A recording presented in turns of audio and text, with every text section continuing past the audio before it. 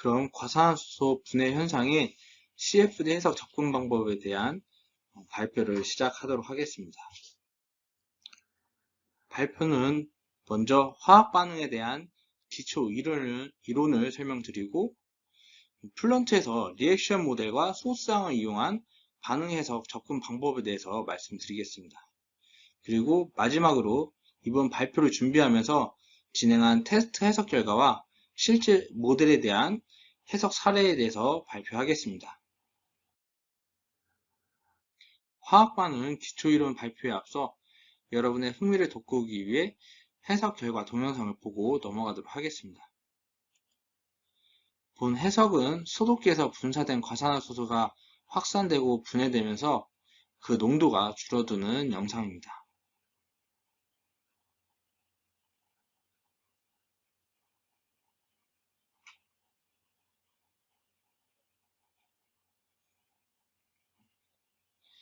이번 발표를 모두 시청하시면 본 동영상과 같은 해석을 수행하실 수 있을 거라 생각하고 있습니다. 그럼 본래 순차로 돌아와서 화학 반응 기초 이론에 대해서 발표하겠습니다. 먼저 화학 반응은 다음과 같이 분자로 구성된 반응 물질들이 일정 조건 하에서 서로 충돌하여 생성물로 변환되는 현상을 의미합니다. 그림과 같이 수소와 산소가 만나서 물이나 수증기를 생성하는 현상도 화학 반응의 일종입니다. 그래서 일반적으로 그림과 같이 서로 반응을 일으키는 물질 간에 충돌이 발생하지 않으면 반응도 발생하지가 않습니다.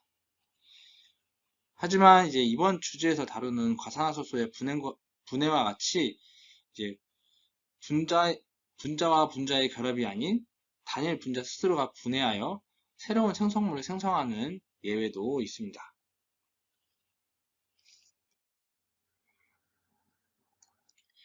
화학 반응을 식 형태로 나타내는 것이 화학 반응식이 되겠습니다. 화학 반응식에서는 좌변에 반응물의 분자식을 작성을 하고 우변에는 생성물의 분자식을 작성합니다. 그리고 그 사이에는 다음과 같이 기호로 반응을 나타냅니다. 여기서 한쪽 방향을 가리키는 화살표는 비가역 반응을 나타내는 기호이고, 비가역 반응은 반응물이 생성물로만 변환이 되고 반대로 작용은 하지 않는 것을 비가역 반응이라고 합니다.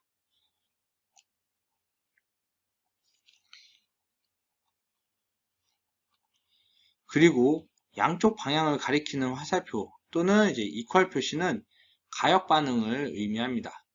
가역 반응은 반응물이 생성물로 변환되고 그 다음에 일부 생성물이 다시 반응물로도 변환되는 반응을 의미합니다.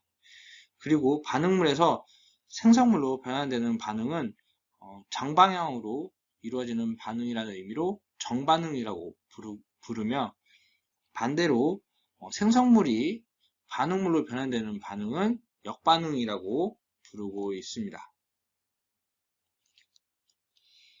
일반적으로 현실에서 대부분의 반응은 가역 반응이지만 역반응이 발생하는 정도가 정반응에 비해 미미한 경우에는 비가역 반응으로 가정하는 경우가 있습니다. 플런트는 화학 반응을 계산하기 위한 반응 속도식으로 아레니우스 방정식을 사용하고 있습니다. 아레니우스 방정식은 아레니우스라는 학자가 만든 온도에 의존한 화학 반응 속도 계산식입니다.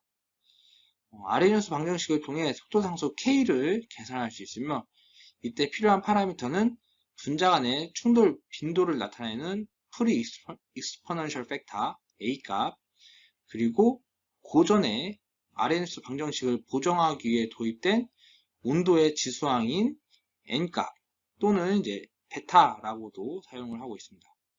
그리고 마지막으로 반응을 발생시키기 위해 필요한 최소한의 에너지를 나타내는 활성화 에너지 E 값이 있습니다. 이렇게 세 개의 값을 알고 계셔야 플런트에서 반응 모델을 이용을 해서 반응 해석을 진행하실 수가 있습니다. 그리고 세 개의 파라미터 중 프리 익스포넨셜 팩터 같은 경우에는 그 단위가 정해져 있지 않고 반응 차수에 따라서 그 단위가 정의가 되겠습니다. 기본적으로는 단위 시간에 대한 단위를 포함하고 있다라고 보시면 되겠습니다. 이렇게 3개의 파라미터로 계산된 속도 상수는 다음과 같이 반응 속도 계산에 사용이 됩니다. 반응 속도는 단위 시간당 반응 물질 또는 생성 물질의 농도 변화로 속도 상수와 반응물의 농도의 곱으로 나타나게 됩니다. 이때 반응 물질 농도의 지수항은 이제 반응 차수라고 부르며 반응 차수는 실험을 통해서 구해지게 됩니다. 본 식에서 A와 B의 합이 0이면은 0차 반응이라고 부르고 있으며 0차 반응은 반응 물질의 농도와는 관계가 없이 반응 속도가 일정하게 유지된다는 특징이 있습니다. 그리고 1차 이상의 반응은 반응 물질의 농도에 따라 반응 속도가 달라지게 됩니다. 다음으로 활성화 에너지에 대해서 알아보겠습니다. 활성화 에너지는 앞에서 짧게 말씀드린 바와 같이 반응을 일으키는데 필요한 최소한의 에너지로 이 에너지 이하에서는 반응이 거의 발생하지가 않습니다. 활성화 에너지는 이제 반응의 그 촉매나 효소의 개입으로 그 값이 낮아지거나 아니면 증가할 수도 있습니다. 촉매의 예로는 이제 탄수화물이나 당, 지방과 같이 탄화수소로 이루어진 물질들이 본래는 이제 높은 온도에서 산소와 만나 이산화탄소와 수증기로 변환이 되는데 인체 내에서는 효소의 도움으로 체온 정도의 낮은 온도에서 반응을 해서 에너지를 생성하고 그다음에 생성물질로 이산화탄소와 수증기를 생성을 하고 있습니다. 활성화 에너지 값은 그 값이 클수록 반응을 일으키기 위해서 높은 에너지가 필요로 하게 됩니다. 반대로 활성화 에너지가 0이 되면은 그 반응은 온도와는 이제 무관하게 반응이 발생하게 됩니다. 그리고 활성화 에너지의 부호에 따라 이제 반응 속도가 온도에 따라 이제 비례하는지 아니면 반비례하는지도 확인을 해볼 수가 있습니다. 다음은 이제 반응열 부분에 대해서 알아보겠습니다. 반응열은 이제 화학 반응에 의해 방출 또는 흡수되는 에너지로 에너지를 방출하면 온도가 상승하면서 온도가 상승하는 발열 반응이며 반대로 반응 시에 에너지를 흡수해서 온도가 낮아지면 흡열 반응이라고 부르고 있습니다. 그래서 반응열은 반응물과 생성물 간의 에너지 차로 계산할 수 있으며 그 에너지는 각 물질의 표준 생성 엔탈피를 가지고서 계산이 됩니다. 반응열이 이제 물질의 엔탈피를 통해 계산이 되기 때문에 반응열을 정확하게 계산하기 위해서는 반응 속도를 계산하기 위한 아레니우스 방정식의 파라미터와 반응물과 생성물의 표준 생성 엔탈피도 정확한 값을 입력해 줘야 되겠습니다. 반대로 반응 해석 시 온도 변화가 미미해서 반응열을 무시하는 경우에는 반응열이 0이 되도록 엔탈피를 수정하여 계산을 할 수도 있습니다. 엔탈피는 플런트의 매터리얼 설정의 프로퍼티 부분에서 입력할 수 있습니다. 다음으로 리액션 모델과 소스항을 이용한 화학 반응 해석 접근 방법에 대해서 소개하겠습니다. 먼저 스피시스 트랜스포트의 리액션 모델을 사용하는 방법에 대해서 알아보겠습니다. 이번에 나타낼 화학 반응은 과산화수소의 분해 반응입니다. 과산화수소는 이제 물 분자 H2O에서 산소 원자가 하나 더 추가되어 있는 구조의 물질입니다. 일반적으로 이제 과산화수소는 이제 소독이나 살균 목적으로 사용이 되고 있습니다. 요즘 같은 코로나 시기에 방역을 위해서 사용을 하고 있으며 또 이제 저희가 상처를 입었을 때, 찰과상과 같은 상처를 입었을 때 소독용 약품으로도 사용이 되고 있습니다. 과산화수소는 상온, 상압에서 인체에 무해한 수증기와 산소로 분해가 됩니다. 하지만 이제 고농도의 과산화수소는 이제 강한 산화제이며 흡입이나 접촉 시 인체에 유해할 수가 있어 취급에 주의해야 합니다. 이제 과산화수소의 반응식은 다음과 같습니다.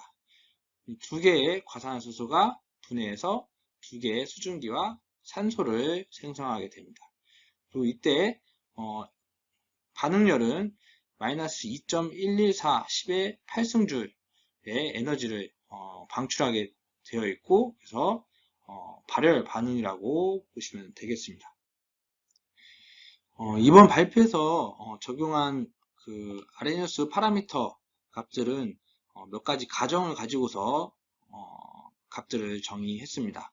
먼저 프리 익스포넨셜 팩터 같은 경우에는 농도가 선형적으로 감소한다고 했을 때 500초 뒤에는 모든 과산화수소가 분해된다는 가정을 통해서 0.002라는 값을 얻어냈습니다. 그래서 프리 익스포넨셜 팩터는 그 값을 사용을 했고, 그 다음에 과산화수소 분해 반응이 이제 온도와는 무관하게 발생을 한다는 가정을 적용을 해서 템퍼레이처 익스포넌트 값과 액티베이션 에너지 값은 0으로 설정을 했습니다. 그래서 온도가 뭐 높고 낮음에 관계없이 반응 속도는 이제 일정하게 유지가 된다라고 보시면 되겠습니다. 그리고 반응 속도가 온도와는 이제 무관하지만 이제 반응에 의해서 발생하는 반응열은 고려해서 해석을 진행을 했습니다. 그럼 다음으로 스피시스 트랜스포트 모델에 대해서 알아보겠습니다. 스피시스 트랜스포트 모델은 이제 단일 물질이 아닌 혼합 가스나 혼합 액체와 같은 물질을 해석할 때 사용하는 모델입니다. 그리고 스피시스 모델을 활성화하면 하단 부분에서 반응 해석을 사용을 하실 수가 있습니다. 플런트에서는 일반적으로 최적 단위의 반응을 해석할 수 있는 볼류메트릭 리액션 모델과 그 다음에 표면 반응, 그 다음에 입자 반응, 그 다음에 전기화학 반응을 해석할 수 있는 모델을 제공을 하고 있습니다. 그리고 리액션으로 볼류메트릭을 설정을 하게 되면은 이제 우측에서 난류와 화학 반응 간의 상호작용을 고려할 수 있는 모델을 선택을 할 수가 있게 되어 있습니다. 본 발표에서는 이제 반응 속도가 느리고 아레니우스 방정식만을 이용해서 반응 속도를 계산하기 위해서 Final Rate No TCI 이퀘이션을 사용을 했습니다.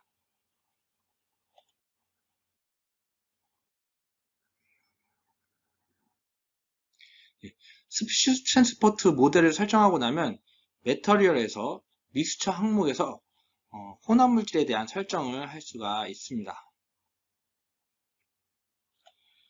혼합 물질에 대한 설정으로는 구성 물질, 그 다음에 화학 반응, 그 다음에 메커니즘을 입력하거나 수정할 수 있으며 혼합물에 대한 물성도 정의를 할 수가 있습니다. 믹스처 템플릿은 이제 기본적으로 수증기와 산소, 질소로 구성이 되어 있기 때문에 과산화수소 분해 반응을 해석하기 위해서는 과산화수소를 추가를 해줘야 됩니다. 플런트에서 메터리얼 데이터베이스에서 그 물질을 추가하기 위해서는 다음과 같이 플런트 데이터베이스를 클릭을 하시면 됩니다. 플런트 데이터베이스 메터리얼 창에서 우측에 메터리얼 타입을 플루이드로 선택을 해주시고, 그 다음에 좌측에 목록에서 추가하실 물질, 지금 같은 경우는 과산화수소를 선택을 해서 카피를 눌러주시면 되겠습니다. 그리고 하단에 보시면은 다음과 같이 저희가 추가하는 물질에 대한 물성들이 기본적으로 값이 들어가 있고, 이 중에 이제 스탠다드 스테이트 엔탈피가 나중에 반응열을 계산할 때 사용되는 그 엔탈피 값이 되겠습니다. 매터리얼의 플루이드에서 그 과산화수소를 추가를 하고 다시 믹스처 템플릿 설정창을 띄워줍니다. 그리고 믹스처 스피시스의 에디트 부분을 클릭을 해서 믹스처 템플릿을 구성할 물질에 과산화수소를 추가를 해줍니다. 여기 available material에 과산화수소가 있었을 텐데 이거를 selected species로 추가를 해주시면 되겠습니다. 그리고 여기서 주의하실 점은 이제 마지막으로 추가한 물질이 selected species의 가장 마지막 부분에 추가가 되는데 가장 마지막 물질은 N2로 변경을 해 주셔야 되겠습니다. 이제 플런트에서는 이제 이러한 스피시스에 대해서 정확하게 계산을 하기 위해서 시스템 도메인 내에서 가장 많은 양을 차지하고 있는 물질을 마지막 물질로 사용하기를 권장하고 있습니다. 믹스처 템플릿을 구성할 성분에 대해서 정의를 하고 다음으로 화학 반응 설정에 대해서 알아보도록 하겠습니다. 화학 반응 설정은 믹스처 템플릿 창에서 계속해서 설정을 하실 수가 있고 리액션 우측에 있는 에디트를 클릭을 해서 설정을 하실 수가 있습니다. 리액션 설정 창을 보시면은 상단 위쪽에 전체 반응 개수를 입력할 수 있는 토탈 넘버 오브 리액션 개수가 이제 정의되어 있고 그 밑에 현재 설정 중인 리액션의 이름과 그 ID 번호를 선택할 수 있는 부분이 있습니다. 그 다음으로는 넘버 오브 리액턴트와 프로덕트라고 해서 반응식에 사용될 반응물 개수와 생성되는 물질의 생성 개수를 지정해주는 부분이 있습니다. 그 하단에 이제 반응식에 들어가는 이제 반응 물질과 거기에 들어가는 양론 개수, 그 다음에 반응 속도식에서 농도의 지수항으로 들어가는 반응 차수를 입력하는 부분이 있습니다. 그리고 생성물 쪽에서도 동일하게 물질과 양론 개수, 그 다음에 반응 차수 값을 넣도록 되어 있습니다. 그리고 그 하단에서는 아라니우스 파라미터, 프리 익스포넨셜 팩터와 액티베이션 에너지, 그 다음에 템퍼레처 익스포넌트를 넣도록 설정이 되어 있습니다. 앞에서 말씀드렸던 것과 같이 이번 해석에서 사용될 파라미터는 이제 온도와 무관하게 설정하기 위해서 두 개의 값을 0으로 설정을 했습니다. 그리고 비가역 반응을 해석을 할 거기 때문에 백워드 리액션은 고려를 하지가 않고 그 다음에 그 생성물에 대한 농도도 반응 속도에 개입이 되지 않도록 이렇게 0으로 설정을 했습니다. 플런트에서 설정한 반응을 셀존에서 적용할지 여부에 대해서 선택을 할 수가 있습니다. 셀존 컨디션에서 플루이드 설정창을 띄워보면 리액턴트라는 부분이 체크되어 있는 것을 보실 수가 있습니다. 이 체크를 해제하면은 이 플루이드 영역에서는 반응이 해석되지가 않습니다. 그리고 리액션을 체크했을 때 활성화된 리액션 탭에서는 반응 메커니즘을 지정을 하실 수가 있습니다. 반응 메커니즘은 이제 여러 개의 반응이 있을 경우 특정 반응들을 그룹지어 묶어놓을 수 있는 기능이라고 보시면 되겠습니다. 그래서 예를 들어서 두 개의 플루이드 영역에서 각각 이제 과산화수소의 합성과 분해에 대해서 동시에 해석을 할 경우에 과산화수소의 합성과 분해 반응을 입력을 하고 각각의 반응을 서로 다른 메커니즘으로 포함을 시킨 뒤에 셀존 컨디션에서 각 플루이드 영역에서 발생하는 반응 메커니즘을 선택을 해주시면은 뭐 예를 들어서 플루이드 1에서는 과산화수소의 합성 반응을 메커니즘을 설정해서 과산화수소가 합성되는 반응을 해석하실 수가 있고 또 연속해서 그 뒤에 이어서 나오는 이제 플루이드 영역 2에서는 과산화수소의 분해 반응 메커니즘을 적용을 해서 그 뒤에서는 과산화수소가 분해되는 이러한 해석을 한 번에 진행하실 수가 있습니다. 다음으로 익스프레션과 소스항을 이용한 화학 반응 해석 접근 방법에 대해서 알아보도록 하겠습니다. 먼저 익스프레션은 이제 플런트 내에서 변수를 수식으로 나타낼 수 있는 기능으로, 수식에는 이제 플런트에서 계산으로 도출되는 결과값들도 사용하실 수가 있습니다. 그 예로는 유체 영역의 온도, 아니면 특정 면의 평균 속도, 아니면 농도값 이런 것들을 이용을 해서 수식을 작성을 하실 수가 있습니다. 그리고 이제 if 구문이나 and 구문과 같이 이제 논리 구문을 이용해서 특정 조건에 따라서 다른 값이 계산이 되도록 설정을 하실 수도 있습니다. 익스프레션에 대한 이제 자세한 내용은 저희 ETSNE 자료실을 참조해 주시기 바랍니다. 다음으로 소스항은 이제 특정 최적을 갖는 이제 셀존에서 질량, 운동량, 에너지, 화학종 등 이제 다양한 방정식에서 사용자가 직접 값을 입력할 수 있는 기능이 되겠습니다.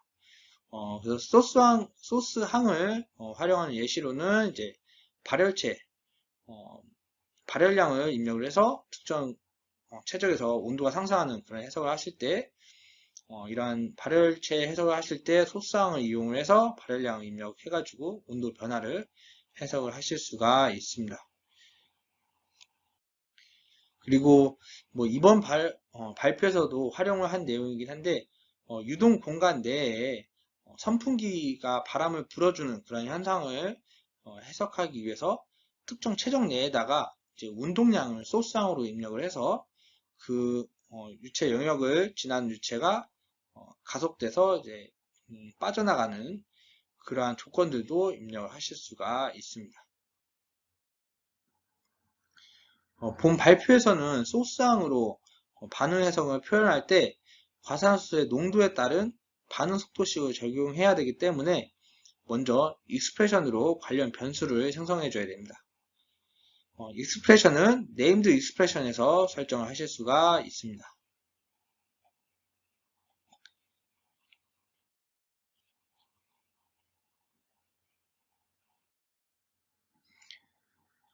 작성된 익스프레션은 다음과 같이 확인을 해볼 수가 있습니다.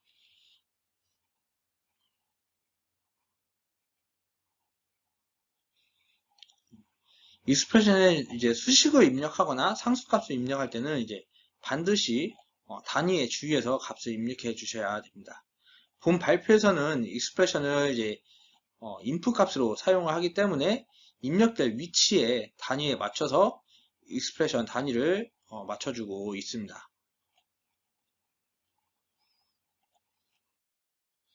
그리고 우측에는 다음과 같이 익스프레션에서 사용할 수 있는 함수와 변수, 그 다음에 상수값 이런 것들을 버튼으로 클릭을 해서 사용자가 편리하게 그 원하는 함수나 변수를 입력을 할 수 있게 기능을 제공하고 있습니다.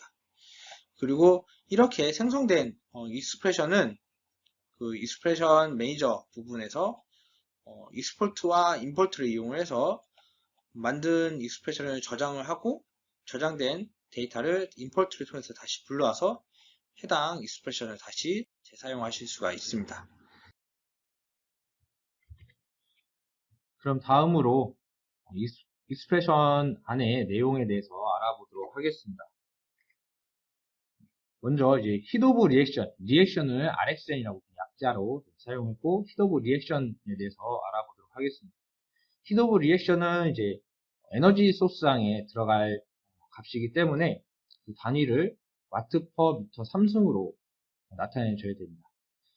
그리고 여기서 지금 사용된 값들은 첫 번째가 이제 수증기의 표준 상태 엔탈피에다가 마이너스 1을 곱한 값이고, 그 뒤에가 이제 반응물인 과산화수소의 표준 상태 엔탈피에다가 마이너스 1을 곱해준 값이 되겠습니다.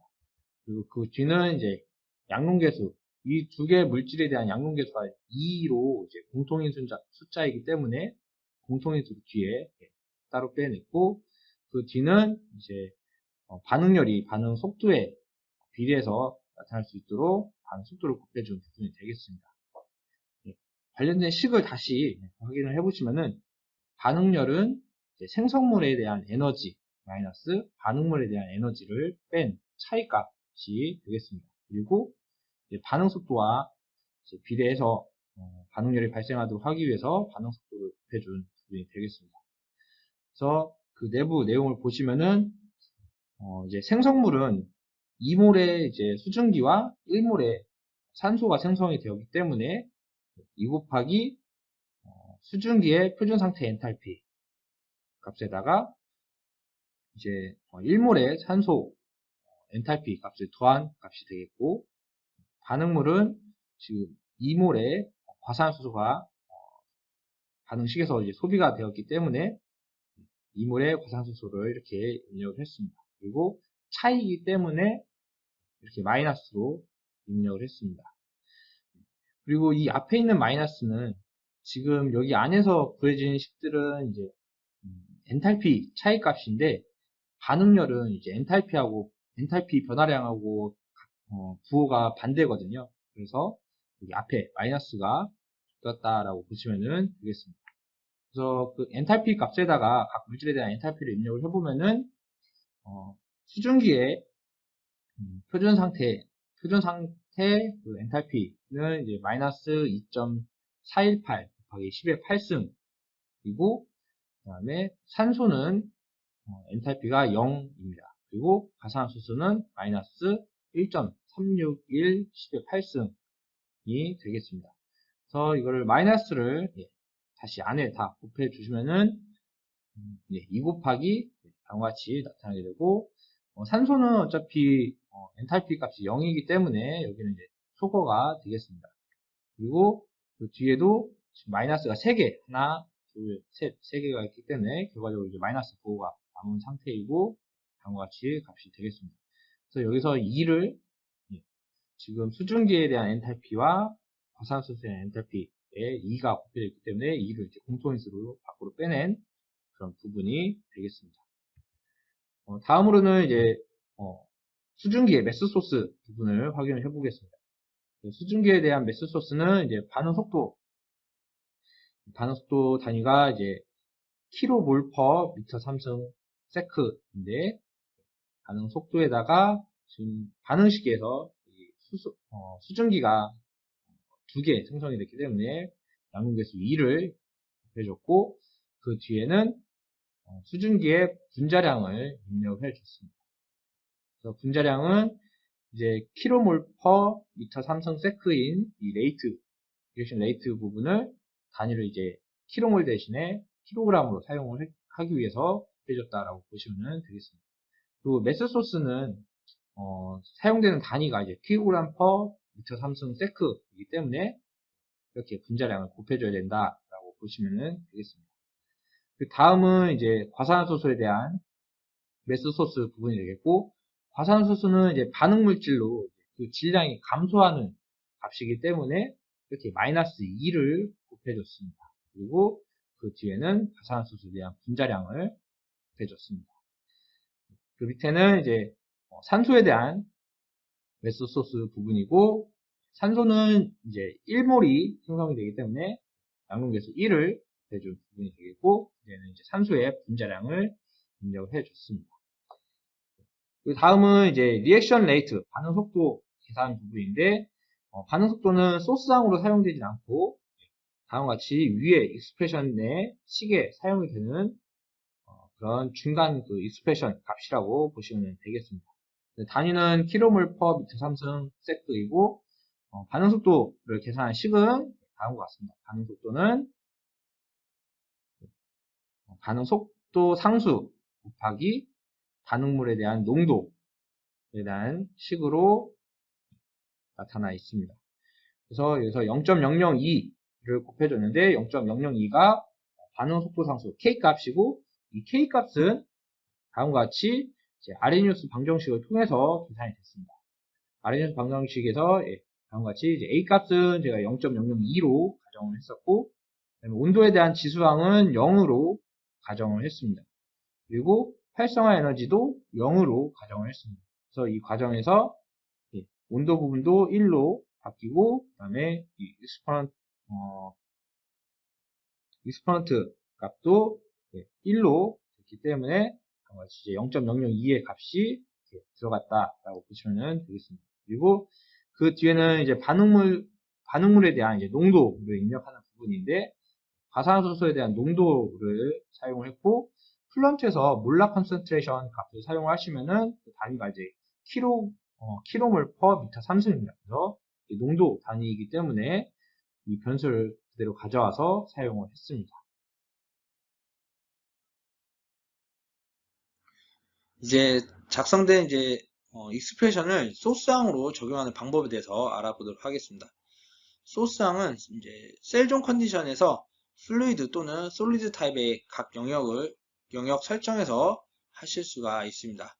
소스항을 적용할 이제 영역을 더블 클릭해서 다음과 같이 영역의 설정 창을 열어주시고, 그 다음에 소스텀을 선택을 합니다. 소스텀을 선택을 하면은 소스텀에 대한 이제 탭이 활성화가 되고, 해당 탭 내에서 소스를 적용할 위치를 찾아서 설정을 해주시면 되겠습니다.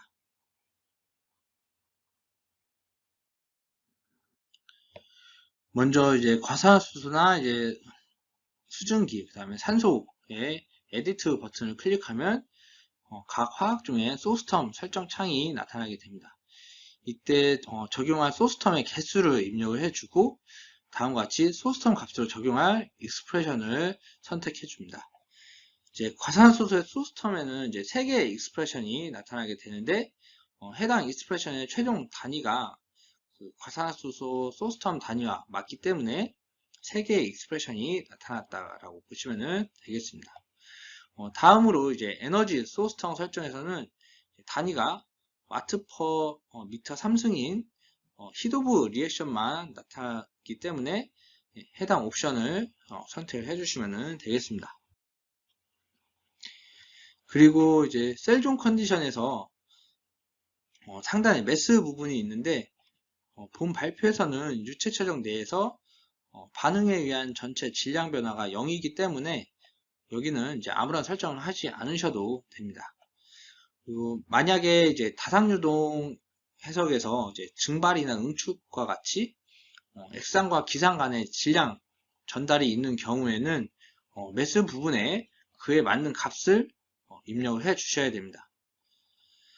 그리고 마지막으로 스피시스 부분에서 N2는 나타나지 않는데, N2는 이제 질소는 다음과 같이 전체 질량에서 각 화학종들의 이제 질량 변화량의 합을 뺀 나머지가 질소의 소스항으로 적용이 되겠습니다.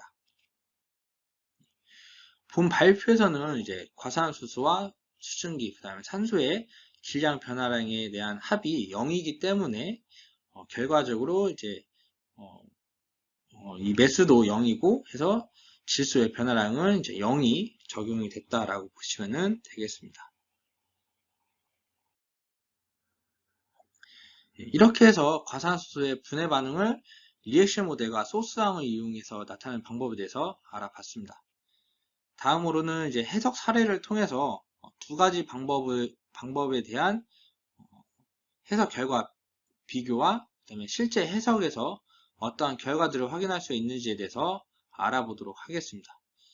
먼저 이제 리액션 모델과 소스항을 이용한 해석 결과 비교에 대해서 알아보도록 하겠습니다. 테스트에 사용된 형상은 다음과 같습니다. 옆으로 누워있는 이제 5m 길이의 U자관 형태이고, U자관의 그 인넷 부분으로 0.01m/s로 순수한 과산화수소가 주입이 됩니다. 그리고 이제 결과를 확인할 위치들은 다음과 같이 이제 인테리어로 일정 간격으로 인테리어를 생성을 해서 각 해당 위치에서 결과를 비교하고 있습니다. 먼저 키네틱 레이트 오브 리액션 결과값에 대해서 확인을 해보도록 하겠습니다. 이 해당 결과값은 이제 리액션 모델을 사용했을 때 나오는 반응 속도 결과값이 되겠습니다. 리액션 케이스에서는 리액션 모델을 사용했기 때문에 당연히 이 결과값이 나오게 됐고, 소스항을 사용한 케이스에서는 리액션 모델을 쓰지 않았기 때문에 그 값이 그냥 0으로 나타나지 않은 것을 보실 수가 있습니다. 그래서 이거는 이제 모델 선택에 따른 이제 차이, 결과값 차이라고 보시면 되겠고, 다음으로는 유체 속도에 대한 결과입니다. 유체 속도는 이제 두 개 케이스 모두 이제 동일한 결과값이 나타났습니다. 그리고 이제 유속 결과에서 눈여겨볼 부분이 이제 인넷에서 평균 요속이 0.01m/s지만 이제 출구에서 보시면은 0.015m/s로 유속이 약 1.5배 정도 증가를 했습니다. 이 부분은 이제 과산화수소의 분해 반응식에서 이몰의 과산화수소가 분해를 해서 2몰의 수증기와 1몰의 산소, 그러니까 총 3몰의 기체를 생성을 하게 되는데, 몰이 더 추가한 만큼 이게 최적이 증가하면서 빠져나가는 속도도 그만큼 빨라졌다라고 보시면 되겠습니다.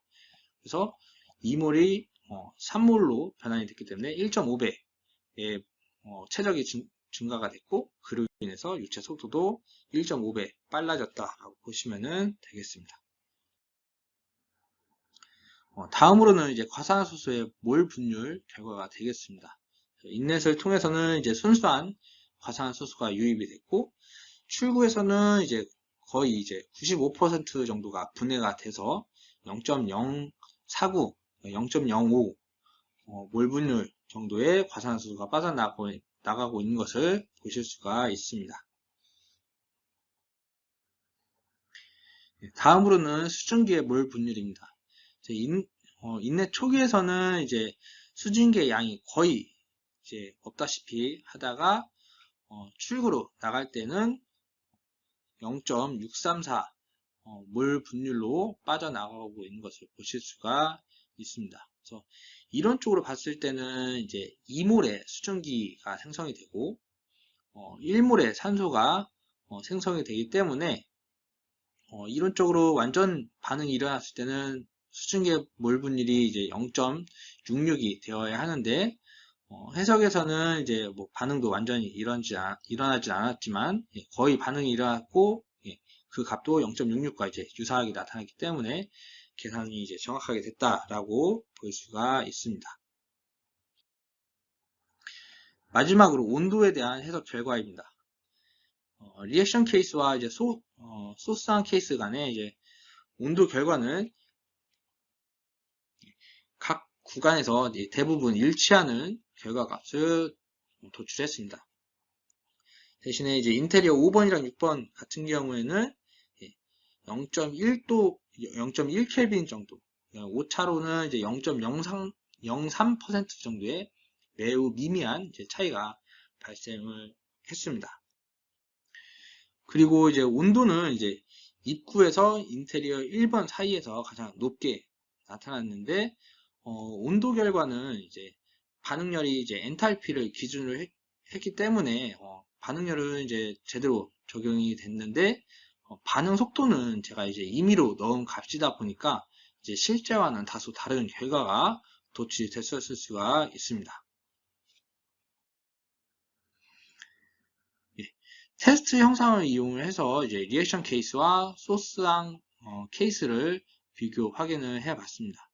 이때 이제 모델에 의한 차이, 결과값 차이가 발생했던 것 외에는 유속이나 화학종의 몰 분율, 그다음에 온도 결과는 이제 동일하게 나타났습니다. 그래서 저희가 이제 소스텀을 이용을 해서도 반응을 해석할 수 있다라고 보시면 되겠고, 제가 편의성을 고려를 했을 때는 이제 이미 모델이 내장되어 있는 이제 리액션 모델을 사용을 해서 반응 해석을 하시는 것을 추천을 드리고, 만약에 이제 RNS 이케이션 형태가 아닌 다른 형태로 내가 반응 속도식을 갖고 있다 하시는 경우에는 소스항을 이용하는 방법으로 반응 해석을 하실 수가 있습니다. 그리고 소스항에 입력되는 값은 이제 저희가 익스프레션으로 값을 넣었는데 그 외에도 상수값으로 값을 넣으실 수도 있고 아니면 UDF로도 그 값을 생성을 해서 입력하실 수가 있습니다. 다음으로는 이제 소독을 위해 과산화수소를 분사해서 시간에 따른 과산화수소의 확산과 소스항을 이용한 과산화수소의 분해 반응을 해석한 결과에 대해서 확인해 보도록 하겠습니다. 해석 형상과 조건은 다음과 같습니다. 다음과 같이 사무실 내에서 3개의 소독기를 설치를 하고 소독기에서 3m/s로 이제 100%의 과산화수소를 분사를 하게 됩니다. 그리고 이 과산화수소는 총 30초 동안만 분사가 되고 그 다음에 소독기 주변에는 이제 선풍기를 설치를 해서 선풍기에서 나오는 유속이 3m/s가 되도록 하고 이 선풍기도 과산화수소가 분사되는 시간 동안 30초 동안만 운전을 해주는 해석 조건을 부여를 해줬습니다. 그리고 이제 실내 공간이 문을 다 닫았다 하더라도 이제 완전 밀폐시키기가 어렵고 실내 공기가 바깥쪽으로 누출되는 것을 이제 나타나기 위해서 다음과 같이 이제 작게 인렛을 2개 설치를 했습니다. 그 외에 다른 부분들은 다 이제 월 처리를 했고 월 처리된 벽면들은 온도를 300켈빈으로 고정을 시켰습니다. 본 사례에 플런트 해석 세팅을 한 내용은 다음과 같습니다. 여기서 뭐 특이점은 이제 기체 해석을 하고 그 기체 간에도 이제 밀도 차이가 크지 않은 것으로 판단을 해서 중력장을 부여를 하지 않았습니다. 그렇기 때문에 이제 뭐 온도나 밀도 차이에 의한 부력 효과는 볼 수가 없다라고 보시면 되겠고, 그 다음에 스피시 트랜스포트 모델을 사용해서 혼합물을 사용했지만 여기서 리액션은 사용하지 않았습니다. 그리고 물질에는 이제 믹스처 템플릿을 기본으로 사용을 해서 거기에 과산화수소를 추가를 했고, 그 다음에 물질 순서는 가장 마지막이 이제 질소가 되도록, 공기 중에 해석이기 때문에 질소가 가장 많은 양을 차지하고 있어서 질소를 가장 마지막 화학종으로 정의를 했습니다. 그리고 이제 선풍기에 대한 그 효과, 바람이 불어주는 효과를 적용하기 위해서 선풍기가 있는 팬 영역에다가 X 아니면 Y 아니면 Z 쭉 방향으로 모멘텀 소스를 부여를 해서 면적 평균으로 이제 3m/s의 바람이 불도록 설정을 했습니다.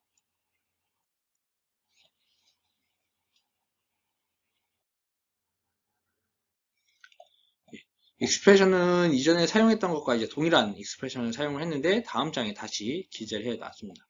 그리고 나머지는 이제 디폴트 옵션을 기본 옵션을 그대로 사용을 했고 이제 저희가 이제 이니셜라이제이션에서는 이제 초기 값을 이제 실내 상온에 공기가 이제 채워질 때라는 이제 가정을 고려를 했고 그 다음에 난류항은 이제 작은 값을 이제 유체가 정지되어 있기 때문에 작은 값을 입력을 했습니다.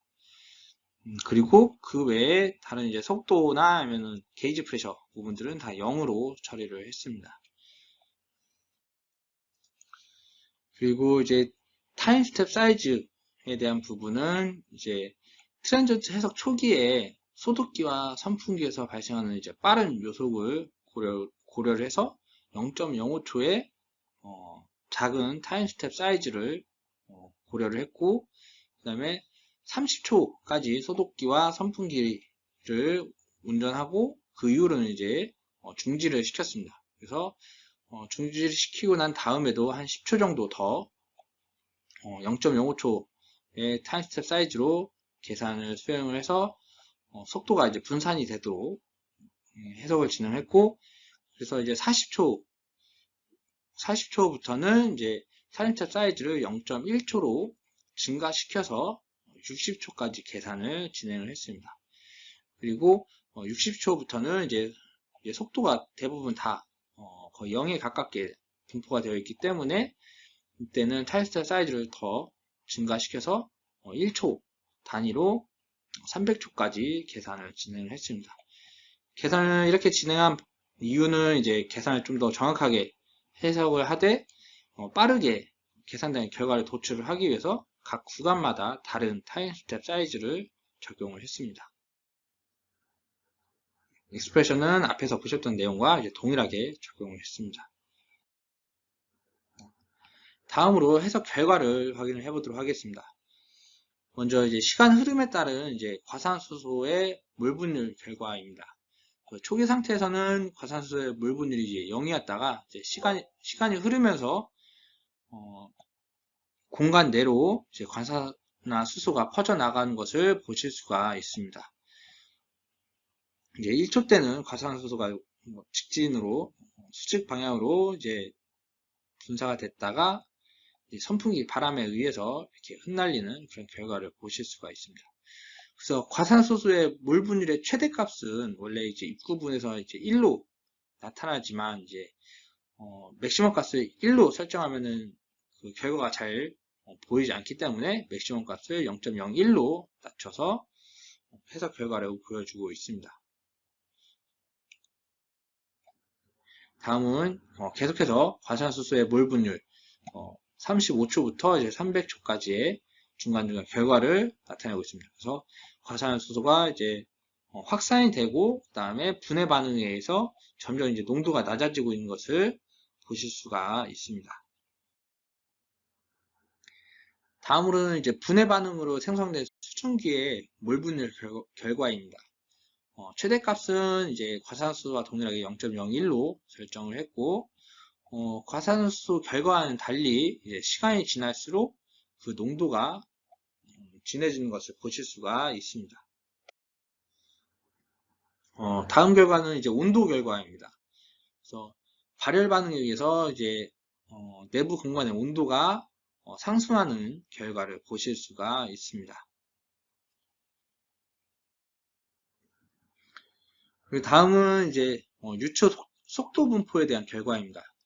이 결과는 이제 유동 흐름이 어떻게 발생을 하는지 그리고 30초 동안만 가동되는 이제 소독기와 선풍기에 의한 영향이 어떻게 되는지 이런 것들을 확인을 해 보기 위해서 첨부를 했습니다. 그래서 0초는 이제 정지되어 있는 상태이기 때문에 속도가 다 0으로 나타나 있고 1초 때 결과를 보면은 아직까지는 이제 소독기에서 나온 속도 분포가 이렇게 직선 방향으로 연결되어 있는 걸 보실 수가 있습니다. 그리고 그 이후부터는 이제 선풍기에 의해서 소독에서 나오는 속도 분포가 이제 꺾이는 이런 결과를 보실 수가 있습니다. 그래서 지금 점점씩 이제 이 공간 내부의 속도에 대한 결과가 나타나게 되고 그만큼 이제 이 내부에서 이제 바람이 분다라고 보시면 되겠습니다. 그래서 30초 이후에는 이제 소독기와 선풍기의 가동을 멈췄기 때문에 이제 속도가 이제 높은 구간이 나타나지가 않고 60초가 됐을 때는 속도가 현저하게 낮아진 것을 보실 수가 있습니다. 그리고 180초부터는 거의 0으로 이렇게 결과가 나타나는 걸 보실 수가 있습니다. 예. 이와 같이 이제 컨트롤과 같이 이제 정량적으로 계산 결과를 확인을 하실 수도 있는데 저희가 플런트 계산 도중에 특정 위치에서 결과값을 그래프 형태로 저장을 해서 결과를 확인을 하실 수도 있습니다. 그래서 이 그래프는 지금 이 해석 도메인 내에 그 각 화학종에 대한 질량을 나타낸 결과가 되겠습니다. 그래서 지금 질소와 산소가 지금 많은 양을 차지하고 있기 때문에 과산수소와 이제 수증기의 양이 잘 보이지 않는데 이걸 따로 빼냈을 때 보시면은 과산수소는 이제 30초까지 주입이 되면서 그 질량이 급격히 증가를 했다가 30초 이후부터 이제 공급이 중단되면서 분해 반응에 의해 그 값이 감소하는 결과를 보실 수가 있습니다. 그리고 수증기의 경우에는 그 값이 이제 분해 반응에 의해서 생성이 되기 때문에 서서히 증가하는 걸 보실 수가 있고 약 280초쯤 그 정도에서 지금 그 질량이 크로스 되는 것을 보실 수가 있습니다. 그리고 다음은 이제 과산수소의 이제 최대 농도값과 그 다음에 도메인 내에서의 도메인 내에서의 그 최대 온도값 결과를 보실 수가 있습니다. 그래서 30초까지는 입구 부분에서 가장 높은 농도를 나타냈었고, 그 다음에 이제 분해 반응을 통해서 그 농도가 이제 감소를 하다가 끝에 가면서 이제 그 농도가 이제 완만하게 낮아지는 것을 보실 수가 있습니다. 그래서 이 결과로는 위치가 어딘지는 모르지만은 도메인 내에서 최대로 농도를 갖고 있는 최대로 갖고 있는 농도값은 이 정도의 농도값이 된다라고 보실 수가 있겠습니다. 그리고 온도 결과도 저희가 이제 나중에 봤을 때 온도가 잘 분산되어 있어서 마지막 시간에 그 컨투어 결과로 봤을 때 온도가 높게 나왔었는데 이 결과를 봤을 때는 가장 높은 온도를 갖고 있을 때는 시간이 거의 한 40초 정도 됐을 때가 가장 높은 온도를 갖고 있다라는 이런 결과를 보실 수가 있습니다. 예, 그리고 다음으로는 이제 특정 위치에서요 과산화수소의 이제 몰랄 농도 변화 결과가 되겠습니다. 그래서 본 해석에서는 이제 사용된 그 소독기와 선풍기 이제 배열상 이제 포인트 6번에서의 과산화수 농도가 이제 집중되어서 이제 높게 나타나 있는 것을 볼 수가 있습니다. 예, 본 결과는 이제 처음에 보셨던 과산화수소의 확산 동영상 결과를 시간대별로 나열한 결과가 되겠습니다. 그래서 1초 때까지는 이제 과산화수소가 이제 수직으로 상승을 하다가 6초 이후부터는 이제 선풍기의 바람에 의해서 이렇게 농도가 퍼져나가는 그런 결과를 볼 수가 있습니다. 그리고 이 면은 지금 과산화수소 농도가 0.01인 부분들을 연결해서 면을 만든 구간이거든요. 근데 지금 이 면이 이렇게 퍼져나가면서 줄어들고 있는 거는 이제 과산화수소의 농도 그 몰 분율이 이제 0.01보다 지금 더 낮아졌다라고 결과를 분석을 하셔도 되겠습니다. 마지막으로 처음 보여드렸던 과산화수소 확산 결과를 다시 동영상으로 보도록 하겠습니다. 과산화수소가 분사가 되고 선풍기에 의해서 바람이 부는 그런 결과였었고 30초 이후에는 이제 선풍기와 과산화수소 이제 소독기에서 과산화수소 공급이 중단돼서 값이 나타나지 않는 것을 보실 수가 있었습니다. 그리고 시간이 지남에 따라 과산화수소 농도가 줄어들면서 저 빨간색 면이 사라진 결과를 확인하실 수가 있었습니다. 예, 마지막으로 해석 결과 정리입니다. 그래서 저희가 지금 엔시스 플런터를 이용을 해서 유체의 흐름과 분사된 기체의 농도 분포를 확인을 해 봤었고, 그 다음에 이렇게 분사된 이제 기체가 자연분해가 되는데 자연분해 반응을 상황에 맞게 화학 반응을 두 가지 방법으로 표현하는 방법에 대해서 알아봤습니다. 그래서 여기서 지금 이 해석에서 사용된 반응 속도식은 제가 임의로 정한 그 속도식이기 때문에 정확한 결과는 아닐 수는 있겠지만 정확한 그 반응 속도식 결과를 넣는다 하시면은 이제 실제 상황에 견주어 볼 수 있는 그런 결과를 도출을 하실 수가 있겠습니다. 그리고 플런트 해석을 통해서 저희가 볼 프랙션이나 매스 프랙션, 물락 컨센트레이션과 같은 이제 다양한 결과값들을 확인을 하실 수가 있고 필요에 따라서는 이제 익스프레션이나 아니면 커스텀 필드 펑션을 이용을 해서 사용자가 직접 정의한 변수를 생성을 하실 수도 있습니다. 그래서 만약에 나는 ppm에 대한 이제 결과를 봐야 된다 하는 경우는 ppm 결과를 볼 수 있는 이런 수식들을 작성을 하셔서 그 결과로 확인을 하실 수도 있습니다. 지금까지 과산화수소 분해 현상의 CFD 해석 접근 방법에 대해서 알아보았습니다. 발표한 내용이 업무에 도움이 되시기를 바랍니다. 긴 발표 시청해 주셔서 감사합니다.